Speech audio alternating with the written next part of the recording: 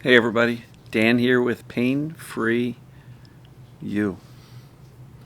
Today I wanted to talk about this concept. Have your symptoms become your identity?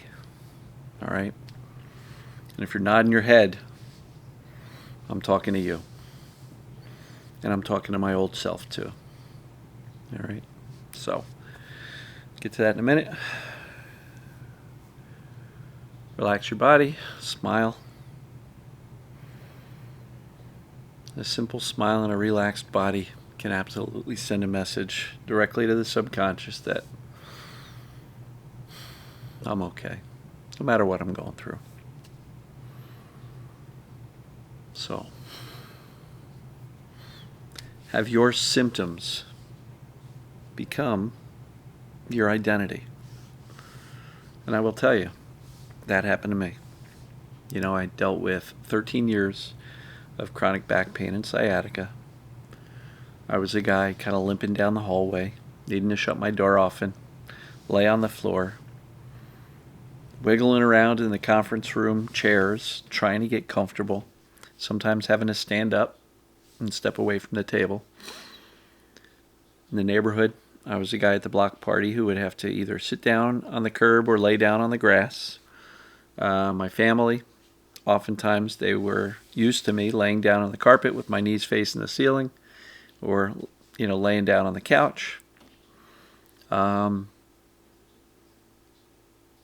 was the one who people were saying, oh, don't get that, I'll get that. Don't hurt your back. All right, that happened in my family, my in-laws, neighbors, friends, co-workers. And it was easy to become the back pain guy. Hey Dan, how's your back? And I would willingly talk about it, complain about it.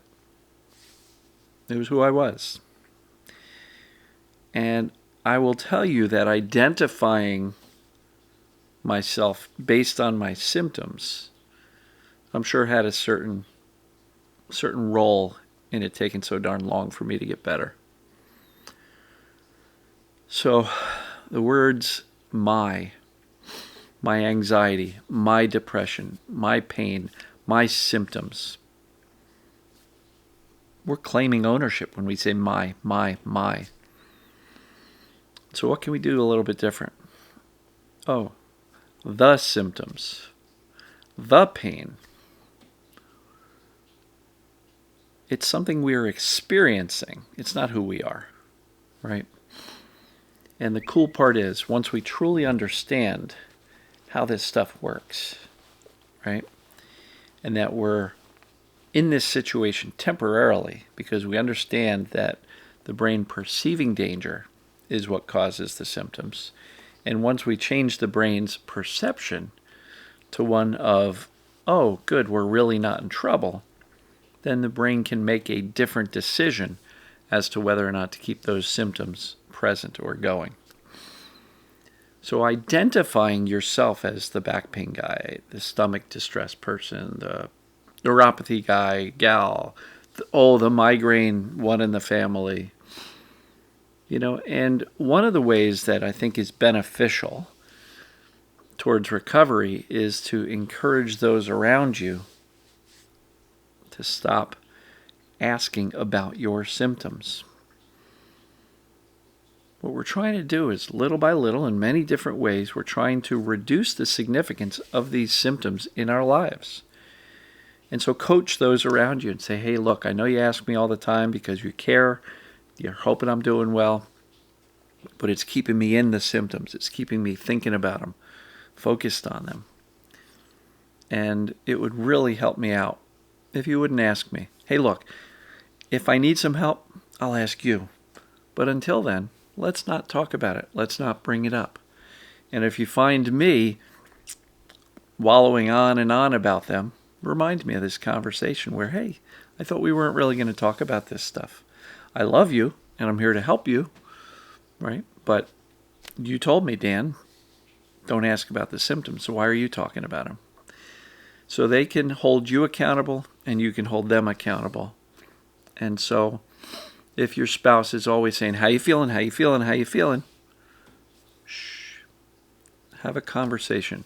I love you. I know you care about me. But the more we talk about my symptoms, the more I think about them.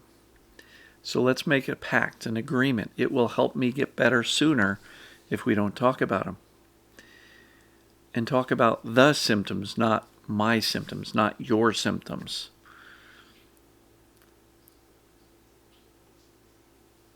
The symptoms you're experiencing, they're not yours. They're just visiting, right? I'm feeling anxious is way better than saying my anxiety.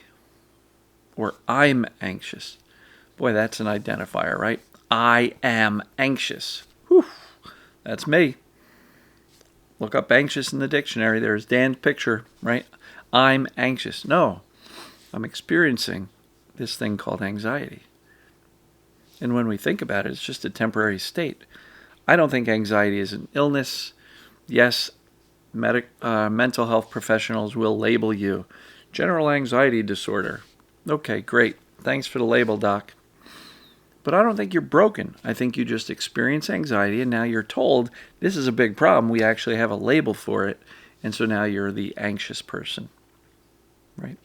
Try not to identify with the medical labels, with your symptoms themselves. And once you've done the assessments, is this PDP.com, and it indicates this is a mind-body condition, you can drop the medical labels entirely. So ask yourself, is my identity the sick one? Are my symptoms my identity? And I have a lot of people commenting to me, sometimes in group, sometimes in emails or messages or comments online, saying, excuse me, I knew that was coming. I have a lot of people commenting to me saying, things were okay until I got my illness or until I got my injury.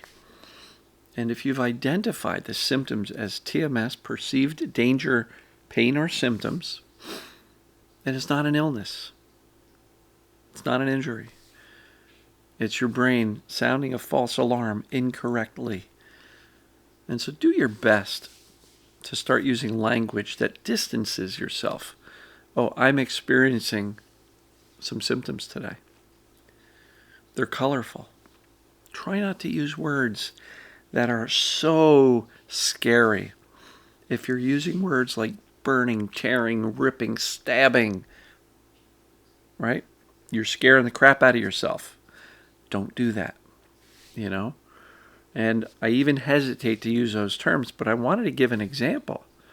And so if somebody says, hey, how you feeling today? And you launch into, a set of descriptive words that would come right out of a horror movie script, you're not doing yourself any favors. And no wonder your people around you are always asking, because they care about you. So coach them not to. If you do mention it, distance yourself. Yes, I'm experiencing the symptoms today. They're colorful. Let's get rid of the fancy adjectives. We don't need them. Is the way you're describing your experience creating safety in your head and your heart? Or is it scaring you?